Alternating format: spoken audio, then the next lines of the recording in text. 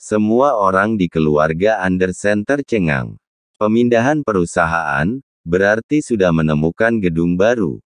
Mereka pindah ke mana? Suara Philip terdengar bergetar. Aku tidak tahu persisnya, tapi sepertinya pindah ke pusat kota.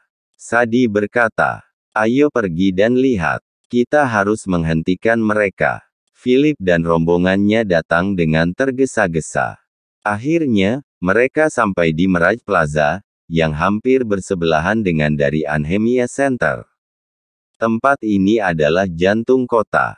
Mereka terkejut melihat orang-orang dari perusahaan Britannica Anders ke Mirage Plaza. Di pintu ada Kirana, James dan yang lainnya, yang mengarahkan. Gerombolan itu segera menghampirinya. Apa yang kamu lakukan di sini, Kirana? Philip bertanya. Pindah ke perusahaan baru, ada apa kakek? Kirana tersenyum. Ah, apakah kamu yakin di Mirage Plaza? Ini sangat mahal. Philip bertanya. Senyum Kirana semakin dalam, kakek, tidak mahal, 10 miliar dalam 5 tahun. Lebih murah daripada Inspiration Plaza.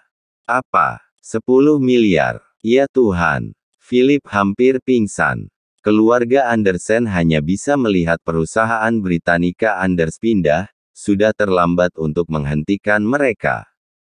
Tempat ini 10 kali lebih mewah daripada Inspiration Plaza. Keluarga Andersen sangat menyesal. Setelah meninggalkan Mirage Plaza, Philip tampak bingung, tidak, bagaimana bisa Kirana menemukan Mirage Plaza dengan harga 10 miliar? Ini benar-benar mustahil. Apa Kirana Jalang ini menjual tubuhnya? John berkata dengan dingin. Ah, kenapa kamu bilang begitu? Philip memperhatikan dengan penasaran. Sejauh yang aku tahu, Linus pemilik Mirage Plaza, adalah maniak seks.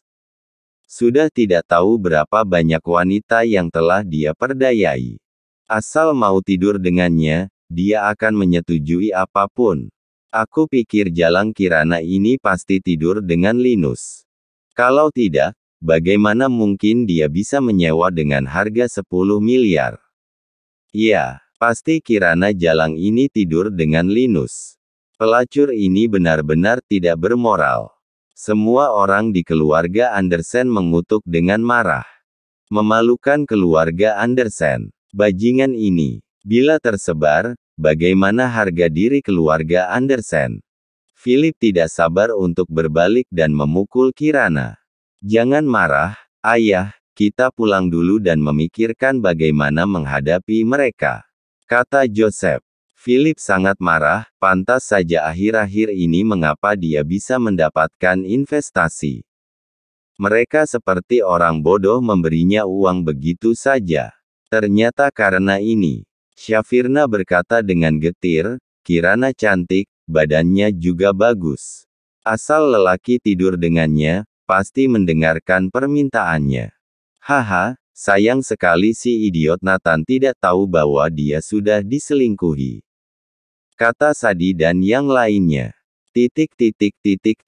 Di depan Mirage Plaza, melihat kelompok keluarga Andersen yang pergi dengan kesal, Kirana berseru, puas sekali.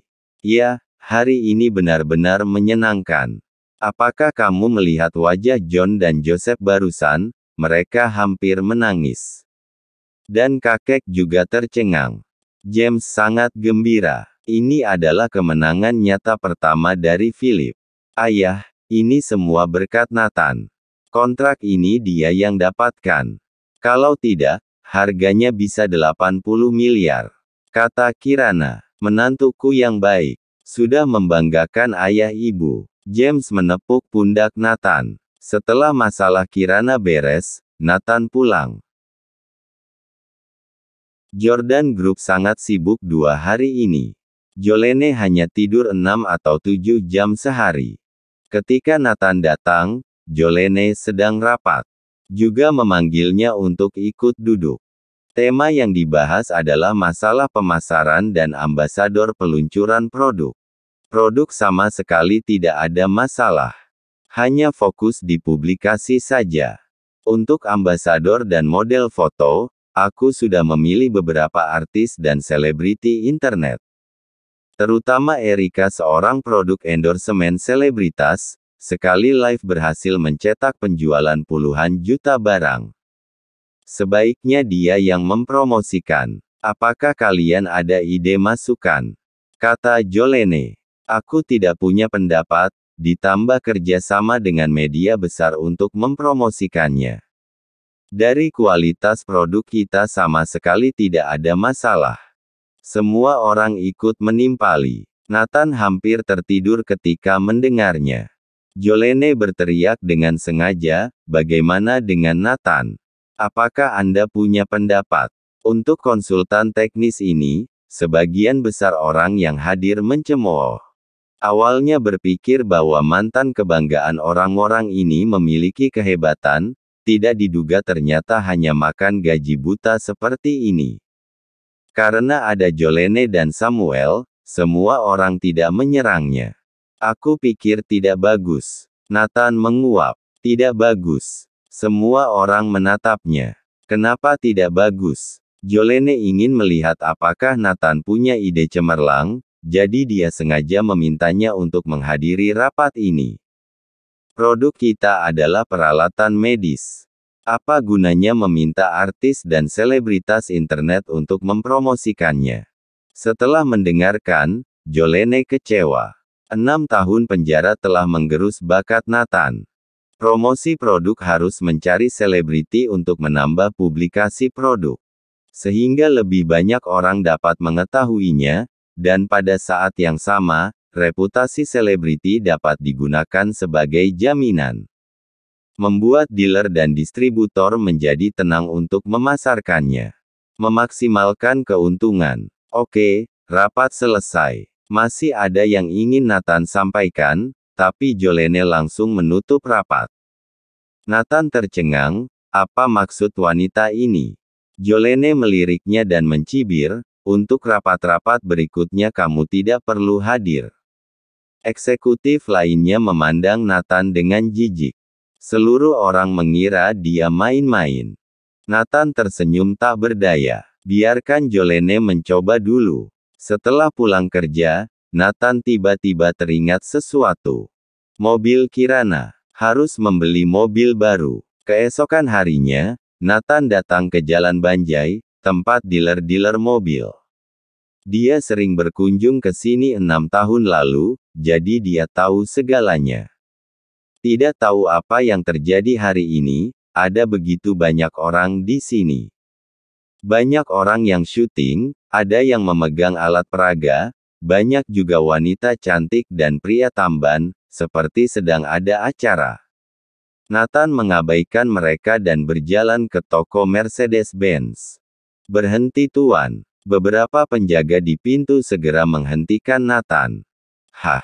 Ada apa? Nathan bertanya. Tuan, apa yang kamu lakukan? Tanya penjaga itu. Tentu saja aku di sini untuk membeli mobil. Kata Nathan. Oh, hari ini kami ada acara di sini, jadi tidak ada transaksi jual beli. Pelayan itu memandang Nathan dengan jijik. Karena ini adalah toko Mercedes-Benz terbesar di Anhemia, pelanggan yang benar-benar membeli mobil biasanya membuat janji terlebih dahulu, dan toko baru akan melayaninya.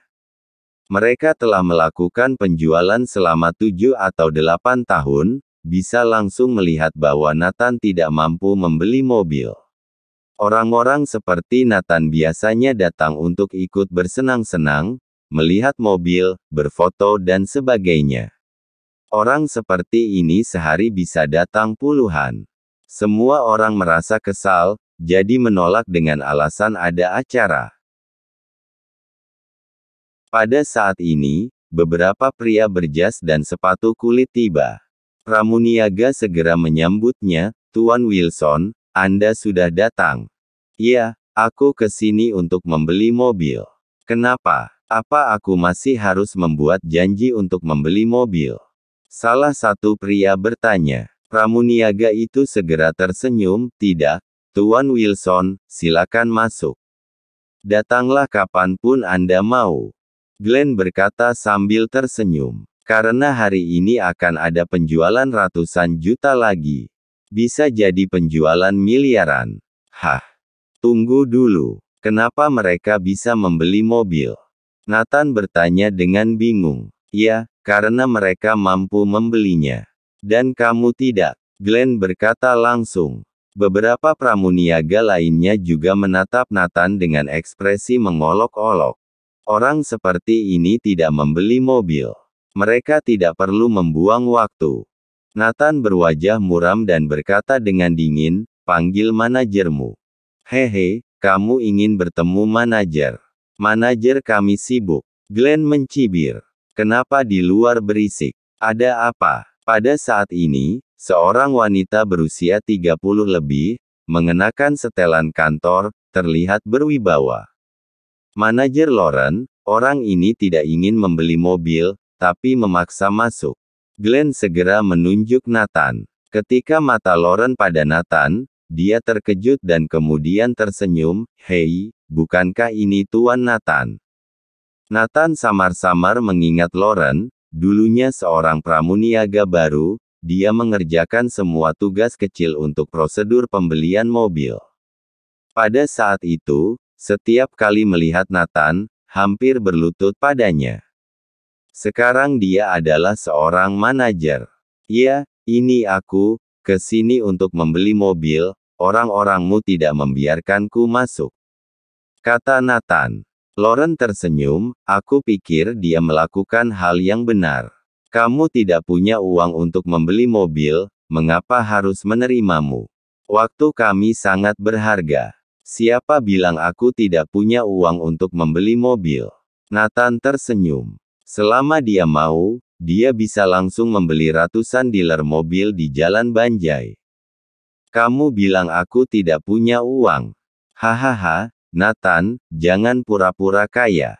Aku tahu kekuatanmu, kamu baru saja keluar dari penjara, sekarang bergantung istrimu. Masih ingin membeli Mercedes-Benz. Apa kamu masih pantas? Nathan mencibir, begitukah cara kamu memperlakukan pelanggan? Lauren mencibir dan berkata, aku memang realistis. 6 tahun lalu, asetmu bernilai triliunan, dan aku bersedia menjadi budakmu. Tapi sekarang kamu bukan siapa-siapa, mengapa aku masih harus tersenyum untukmu? Cepat pergi, ini bukan tempatmu, miskin. Lauren mengutuk dengan marah. Dia hanya merasa sangat puas. Tidak pernah sepuas ini. Sebelumnya demi mendapatkan omset penjualan, dia memperlakukan Nathan seperti raja. Bahkan hampir membersihkan sepatu Nathan. Sekarang Nathan jatuh, dia merasa malu. Yang lain juga mencibir, ya, ini bukan tempat orang miskin. Kamu hanya mampu membeli sepeda listrik, cepat keluar. Nathan mengabaikan mereka, berbalik dan berjalan ke toko Audi di sebelah. Hahaha, kamu salah jalan, sebelah adanya Audi. BMW mungkin lebih mahal dari kita di sini. Lauren tertawa. Manajer Lauren, apa Anda ingin aku mengikutinya? Glenn bertanya sambil tersenyum. Tidak perlu. Dia tidak mampu membeli mobil. Lauren memasuki toko. Ketika Nathan datang ke toko Audi, dia masuk tanpa kendala. Tuan, mobil apa yang ingin Anda lihat? Aku akan memperkenalkannya kepada Anda. Pramuniaga Virginia bertanya sambil tersenyum.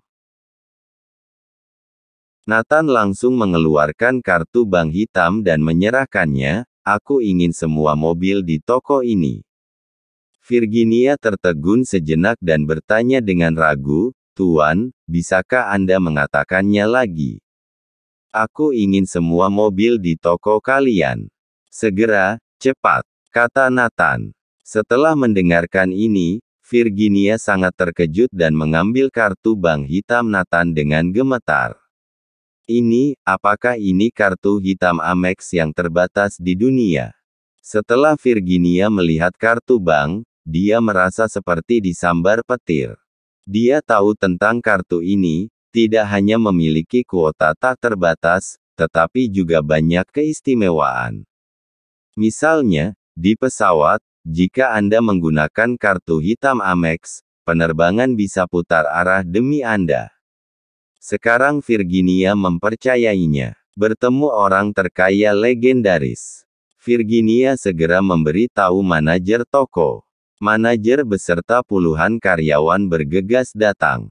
Selamat siang Tuan, toko kami memiliki stok total 248 kendaraan. Harga totalnya adalah 180 miliar. Manajer itu berkata dengan gemetar. 200 miliar, gesek kartunya. Kata Nathan. Manajer itu sangat bersemangat hampir menangis, begitu pula yang lainnya. Omset setengah tahun dicapai dalam 1 hari. Bantu aku memilih mobil yang bernilai lebih dari 1 miliar, dapatkan plat nomor dan prosedurnya. Aku ingin langsung kendarai, sisa mobil lain kirimkan ke Jordan Group. Kata Nathan. Manajer secara pribadi memilihkan 1,7 miliar Audi 7 RS. Mobil berwarna merah sangat cocok untuk Kirana. Manajer meminta seseorang untuk mengurus prosedur pembelian dan plat nomor. Dia juga menelepon Charles, manajer umum dealer Audi di Anhemia.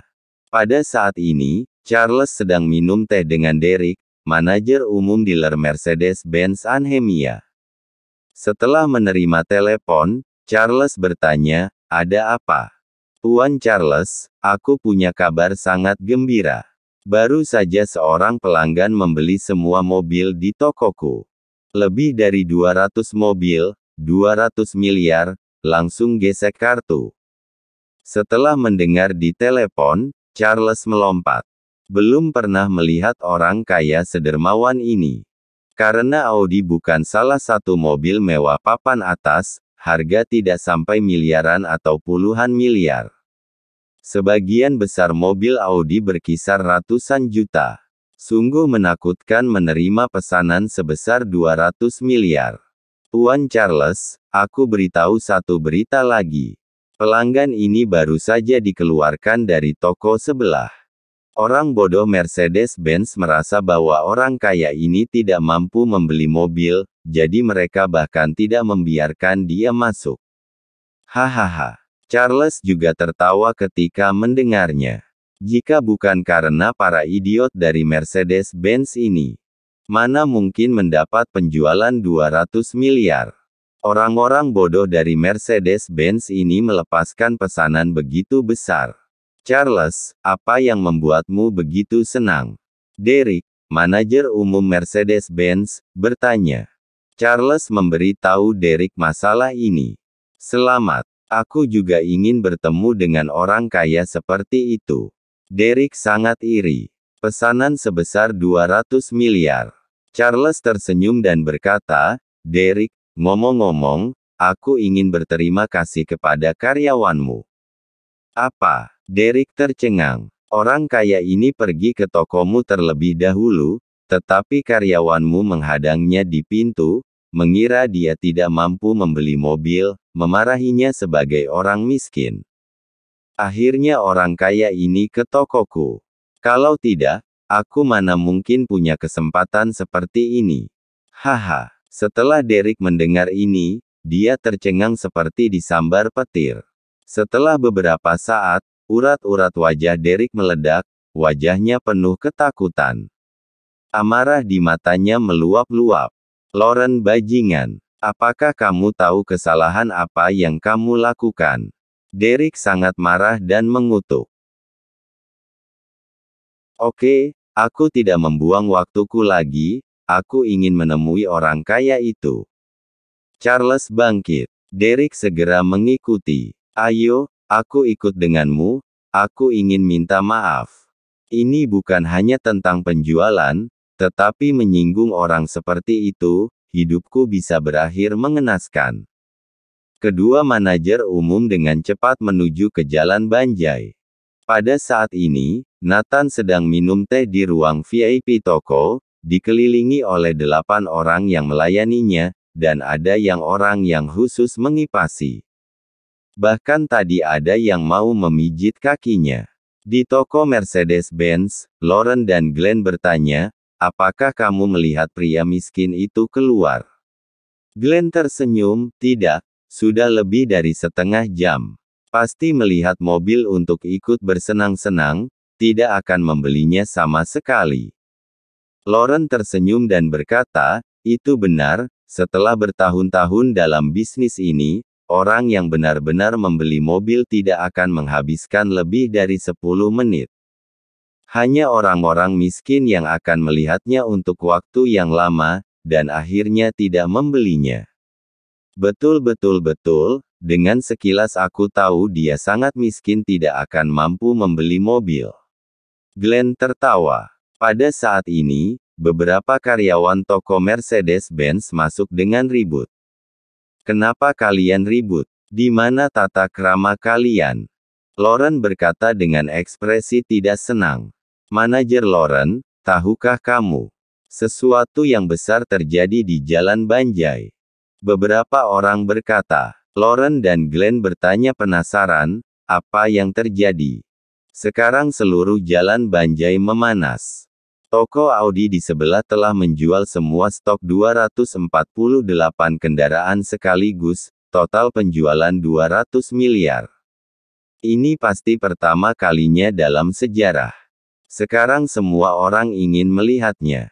Setelah mendengar berita besar seperti itu, Lauren, Glenn dan yang lainnya segera keluar. Benar saja, ada ratusan orang di sekitar pintu toko Audi. Orang-orang dari toko mobil lain semua datang untuk menonton. Ingin mengenal orang kaya ini, tetapi sayangnya dia belum keluar dari ruang VIP. Lauren dan Glenn juga datang untuk ikut melihat. Orang kaya seperti apa dia? Memesan semua stok mobil sekaligus. Kenapa memilih Audi? Mengapa tidak memilih Mercedes-Benz kami atau BMW kalian? Lauren bertanya kepada manajer toko BMW. Manajer BMW tersenyum dan berkata, aku tidak tahu, tetapi aku mendengar bahwa orang kaya ini pernah ke toko kamu sebelumnya, kemudian datang ke toko Audi. Lauren dan Glenn saling memandang. Tadi tidak melihat ada orang kaya. Semua orang tidak mengingat ada orang seperti itu. Lagi pula, banyak orang datang untuk melihat mobil hari ini. Yang paling mengesankan adalah Nathan. Tapi jelas bukan dia. Tidak tahu apa yang terjadi, tetapi mereka berdua memiliki firasat buruk. Aku mendengar bahwa bos Charles, manajer umum Audi di Anhemia, sedang kemari. Hanya untuk berkenalan dengan orang kaya ini. Kali ini toko Audi ini untung besar. Bonus setidaknya ada 20 miliar. Rekan-rekan lain tampak iri. Lauren dan Glenn tentu saja iri. Jika pesanan ini diterima oleh toko mereka, Lauren bisa mendapatkan bonus puluhan miliar. Sangat iri. Saat itu, sebuah Audi A8 melaju. Seorang pria parubaya berkemeja lengan panjang turun dari mobil dan langsung masuk ke toko. Banyak orang mengenalnya, itu adalah Charles. Kemudian sebuah Mercedes-Benz melaju. Setelah berhenti, seseorang turun, manajer umum Mercedes-Benz Derek. Melihat Derek datang, Lauren dan Glenn langsung menyambutnya. Tuan Derek, mengapa Anda ada di sini? Lauren bertanya sambil tersenyum. Begitu dia melihat Lauren, Derek menamparkan wajahnya dengan keras, tolol. Mohon like dan subscribe channel ini, agar channel ini terus berkembang. Terima kasih.